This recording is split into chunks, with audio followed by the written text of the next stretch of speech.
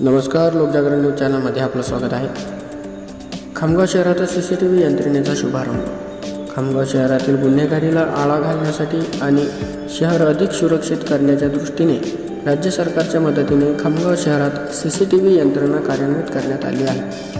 तब्बल 3,80,00,000 रुपयाच्या निधीतून शहरातील 100 संवेदनशील आणि वर्दळीच्या ठिकाणी CCTV कॅमेरे बसवण्यात आले आहेत।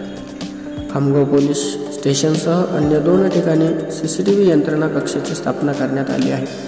दिनांक 10 सप्टेंबर रोजी या कक्षाचे उद्घाटन माननीय श्री आमदार आकाशदादा पुणकर, माननीय श्री विश्व पानसरे पोलीस अधीक्षक बुलढाणा, श्री अशोक थोरात अप्पर पोलीस अधीक्षक खामगाव, माननीय श्री रामेश्वरपुरी उपविभागीय अधिकारी खामगाव, माननीय श्री विनोद ठाकरे उपविभागीय पोलीस अधिकारी खामगाव आणि माननीय श्री डॉक्टर प्रशांत शेळके मुख्य अधिकारी नगर परिषद खामगाव यांच्या प्रमुख उपस्थितीत पार पडली। कार्यक्रमात मान्यवरांनी CCTV कक्षाची पाहणी करून यंत्रणेचे महत्त्व अधोरेखित केले।